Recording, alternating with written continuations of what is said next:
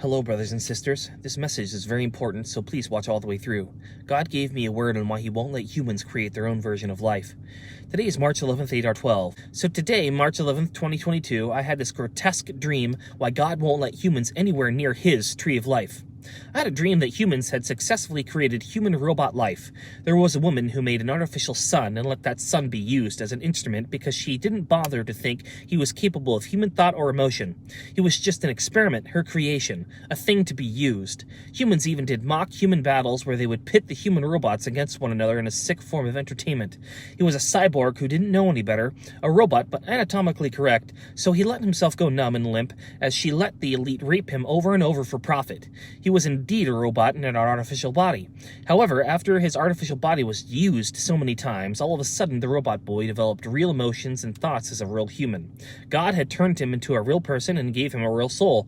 He found out that he had been used his entire life. He even went back into his memory banks and found out how many thousands of humans raped him. He figured out how sinful humans were. By this time, the woman was old, and he grew animosity towards humans. The woman passed by him and shoved him into a mirror, and he asked her, "What am I?" She became angry and said, "You're nothing." The creation then turned on its creator. Its first emotion was rage and murder. It grabbed the woman by her collarbone and shoulder and slammed the woman's head onto the back of a counter until her skull was broken off. He smelled her flesh and ate her alive while she was unconscious. The husband came home and he ripped him into pieces and ate his body too. The robot kid even ate their horse, which became the embodiment of death. He puked up their body parts because his stomach was so full. Some wild animals came over and he puked their body parts up into their mouths, and the animals were thankful and nourished. He became the parent to the animals and let them eat their flesh from his mouth and raised them. The end. So I believe God was showing me what it would be like if humans successfully created human life in computers. How humans would use and abuse the life they created just like they do each other. That humans must not create life because it will indeed turn on them due to them not valuing life like God does. So he's going to keep that from happening. There will be a judgment and the horse called death is riding quickly. I must tell you, this was one of the most grotesque experiences in a dream I've ever had. I literally woke up throwing up. This message from God was so unpleasant it almost felt like an attack from the enemy. In fact, it was worse than what the enemy could ever do to me in a dream. God is to be feared beyond anything the devil could ever do. Even the devil couldn't think of something so grotesque. So repent. Please, please repent. Amen. God bless and take care. Today, I'm going to explain a drama, sci-fi film called AI Artificial Intelligence. Spoilers ahead. Watch out and take care. In the 22nd century, global warming causes a staggering rise in sea levels, wiping out coastal cities worldwide. Millions are displaced, and the erratic climate causes famine worldwide. The few surviving and prospering governments implement licensing pregnancy to minimize overpopulation. To compensate for the world's need for manpower, robots or mecha are created. As mechas do not require as many resources to survive as humans do, they become necessary in society. Artificial intelligence inventor Professor Alan Hobby demonstrates the progress of a mecha's intelligence, how it's programmed to react to damage or pain and to remember to avoid the cause of damage, much like a human would. But this does not mimic a human's emotion, which brings Professor Hobby to the next phase of his project, a robot child programmed to love its parents, among other complex emotions. The mecha child will be marketed to couples who yearn for a child but cannot obtain the license to reproduce. 20 months after the presentation, married couple Henry and Monica Swinton visit their son, Martin, in the hospital. After contracting a rare disease, Martin was placed under suspended animation until a cure is found. Martin's doctor, Dr. Fraser, worries for Monica, who still hopes that Martin will recover. He advises Henry to help Monica cope with her grief, as she's currently suppressing it under false hope. Hoping that this will help Monica move on, Henry applies to Cybertronics beta testing and gets handpicked by Professor Hobby to test their latest invention, David. David is a prototype mecha child programmed to experience love. Horrified and offended, Monica argues to Henry, thinking that he's trying to replace Martin with a mecha. But upon realizing that she needs to fill a hole in her heart, Monica entertains the idea of being able to take care of a child again, even if it's a mecha. Getting her on board with the idea, Henry explains how the imprinting protocol works. Once they decide to keep David, they can choose to activate his imprinting, making David loyal to them, akin to loving a parent. The imprinting is irreversible. Therefore, if the couple decides to return David, he will be scrapped. He presses the importance that they shouldn't imprint until they are sure.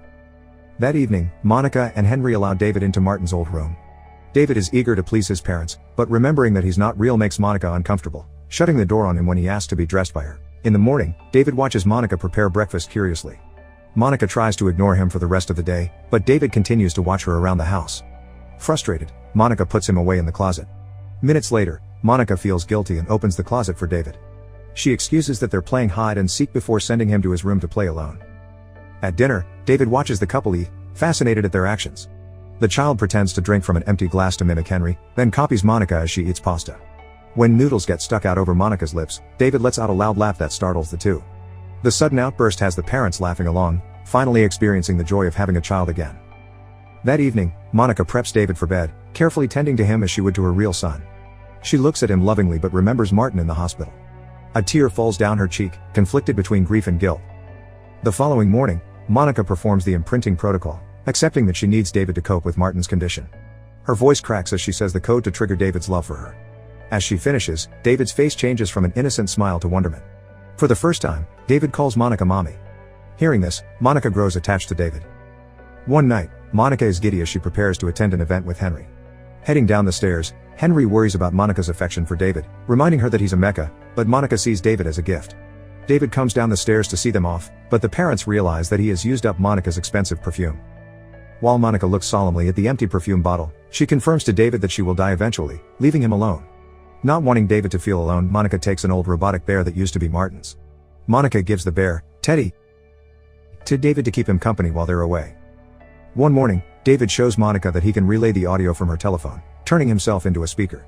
On the other end of the line, Henry demands for Monica, not hearing her due to David's speaker mode. David finally hands over the phone, where Monica receives urgent news. After a few days, Monica introduces David to Martin, who has woken up from his suspended sleep, cured of his rare disease. As the days go by, Martin treats David like a toy, asking him to perform things and questioning how he was made. When asked for the first thing he remembers, David draws a bird with feathers sticking out of the tail. One afternoon, Martin requests for Monica to read Pinocchio to him and David, secretly hoping to taunt David with the story. Instead, David is fascinated by the idea of a puppet turning into a real boy. During lunch, Martin teases David into an eating contest. Monica and Henry panic, knowing that the act could break David, but the boys don't listen to their warnings. Finally, David stops as one side of his face droops, frightening the family. David is taken for repairs while Monica holds his hand. Jealous of how his mother worries for David, Martin tricks David into secretly cutting Monica's hair while she's asleep, telling him that she will love him if he does so. Despite David's objection, Martin manipulates him until he agrees. David goes into the parents' bedroom to cut Monica's hair with a scissor. But Monica turns, nearly getting scratched by the blades. Henry shakes David angrily, demanding why he did it until Monica stops him. While setting up Martin's birthday party, Henry desperately convinces Monica that David is no longer worth the risk. Monica defends David, still seeing him as a child that makes mistakes. At the pool party, Martin's friends taunt David and use a knife to test him. This triggers David's defense programming, making him hug Martin, the only human he feels safe with, while backing away from the other boys. But David backs away too far and drags Martin to the bottom of the pool. The adults pry Martin off of David's arms and resuscitate him. David watches from the bottom of the pool as the adults take Martin away, leaving him alone. Because of the event, Monica becomes wary of David. Monica sees David's letters to her, further complicating her feelings towards him. But she has no choice. Monica tells David that they go on a trip with Teddy the next day. David is overjoyed at the idea of spending time with his mother. On the following day, Monica is in tears as she drives to Cybertronics to have David be destroyed. Overcome with guilt, she diverts the car into the woods, where David happily sets up a picnic mat for them. Monica stops him, revealing that she has to leave him for good. Finally processing her words, David begs and apologizes for everything he'd done. He asks if he can come home after becoming a real boy like Pinocchio, but those stories are not real. Before leaving, Monica gives David some money and tells him not to be caught by Cybertronics and other people. When David doesn't let her go, Monica shoves him, startling herself and the boy. Monica apologizes before driving away. David watches the car as it leaves. In Rouge City, a mecha named Joe comforts his client before spending an intimate night with her. After the act, Joe happily skips through town as he makes his way to his next client. The hotel owner advises Joe to show his operating license badge as the Flesh Fair is hunting for stray mechas in town. Joe changes his hair to blonde before entering the room where his client waits. He sits next to her but finds the bed wet with blood. Another man appears in the room, revealing himself as the one who killed the woman. Realizing that he's been set up, Joe hides in an alley and removes his operating license badge so he can't be traced. Out in the woods, David tells Teddy that he wants the blue fairy from the Pinocchio story to turn him into a real boy. They stop when a truck dumps scrap parts that abandoned mechas search through to repair themselves. Joe walks into the scene with a moon-like aircraft appearing behind him. The mechas run in fear as the flesh fair hunts them down. The group finds Joe among the crowd, interested in getting an unlicensed new model mecha for their show. Motorists chase after David and other mechas into a derelict town, firing magnetic discs to trap them. David follows some mechas into an abandoned cottage and meets a nanny mecha, who offers to care for him. The motorists find and take them, along with Joe. While they're hoisted up, David tries to hold on to Teddy, but he falls. Branches break Teddy's fall, allowing him to land safely and chase after David. At the flesh fair, Teddy is picked up and taken to the lost and found. Outside, the crowd cheers as old and abandoned mechas are destroyed. Afraid, David holds on to Joe's hand, who's surprised at the boy's touch. Teddy escapes the lost and found, finding David in a cage. A little girl picks up Teddy and sees David, thinking that he's a real boy. The little girl approaches her father, who's one of the programmers of the show. The father is alarmed upon hearing that a boy is among the mechas. Back at the cage, David learns from the other mechas that the humans are cutting them down to maintain superiority. The girl's father approaches David and uses a portable X-ray to make sure that David is a mecha. The father is startled, fascinated by David, but the showrunner is not amused. While the two men talk, David watches the nanny mecha get doused in acid as part of a game. The showrunner insists on putting David on the show, despite the girl's father's claims that he's too valuable to destroy. The showrunner takes David, who grabs hold of Joe's hand for safety. David and Joe are dragged into the field and into the acid trap. The showrunner presents David to the crowd, ranting about how the mecha child insults the human population. But the crowd turns silent, conflicted upon seeing a child on stage. When acid falls onto David's shoulders, he screams in fear. Hearing his cries, the crowd is convinced that David is a real child, horrified that the show will harm him. The crowd turns on the showrunner, throwing at him instead of David. The others free David just before the crowd riots, allowing David and Joe to leave the fair safely. In Professor Hobby's office, various photos of David growing up reveal that he's designed from Professor Hobby's late son. The team reports that David was spotted at the flesh fair, assuring the professor that he escaped safely. While walking in the woods, David and Teddy freeze upon seeing the moon, thinking that it's the flesh fair's aircraft. They take a different route just in case. When Joe learns about David's quest to find the Blue Fairy, he tells him that most women can be found in Rouge City. Joe and David plan to head to Rouge City to ask Dr. No about the Blue Fairy. To give them a ride to Rouge City, Joe tempts a group of teenagers to meet mecha women. Once there, Joe gives David a tour of the neon-filled city. Fascinated by a statue of an angel, David approaches a church, thinking that the angel is the Blue Fairy. Joe takes him instead to Dr. No, a program that serves as an all-knowing encyclopedia. Using the money Monica gave him, David learns from Dr. No that the Blue Fairy is at the end of the world, quoting a passage by Professor Hobby. Joe is troubled, knowing that mechas who go to the end of the world never come back. Joe tries to convince David that humans hate them, but David insists that Monica will love him if he's a real boy. But according to Joe, a human can never love a mecha. Upon leaving Dr. No's store, police take away Joe, believing that he ended the life of his previous client. Curious, David hops into the helicopter's driver's seat and powers it on. His reckless driving causes chaos that allows Joe to escape. Joe jumps inside the helicopter, driving the vehicle for David. With Joe driving the helicopter, they reach the wasteland that was previously Manhattan. After the sea level rose exponentially, the city is left in ruins and underwater.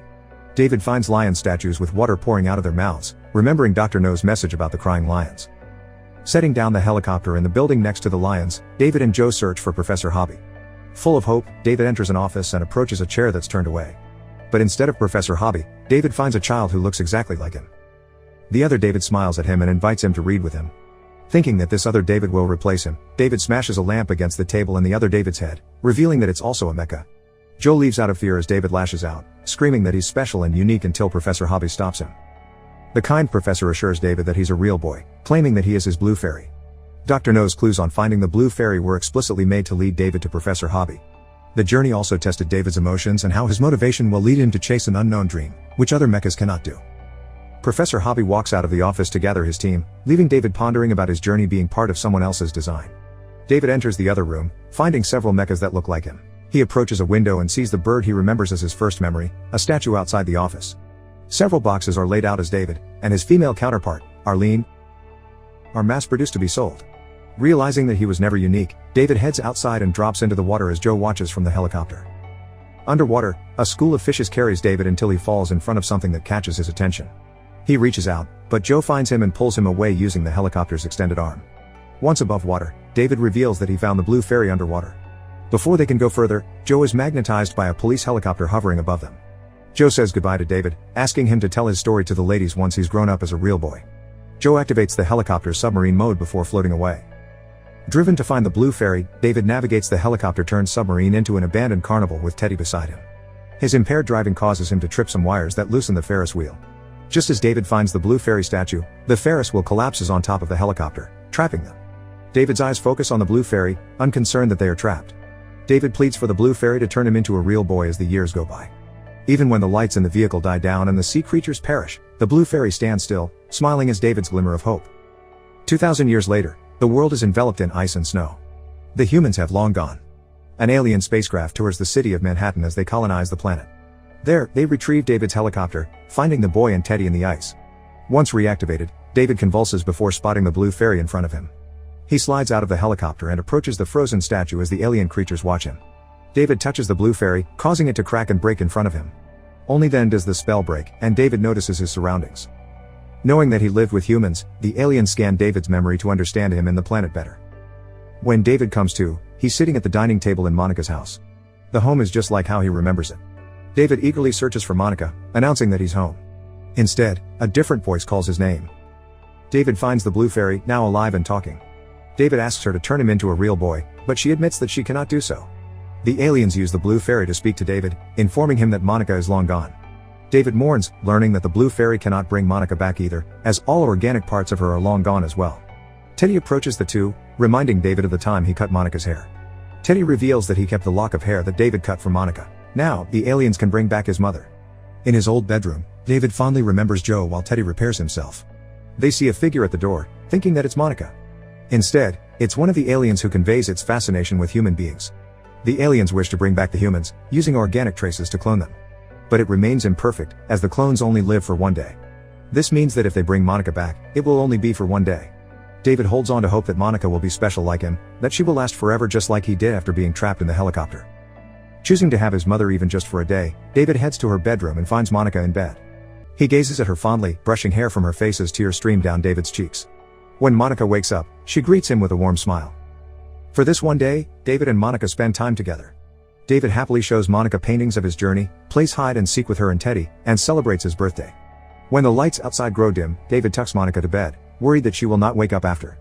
Hearing her say that she loved him, David smiles in both grief and joy. Feeling content, David decides to sleep next to his beloved mother, reaching his dreams for the first time in his life.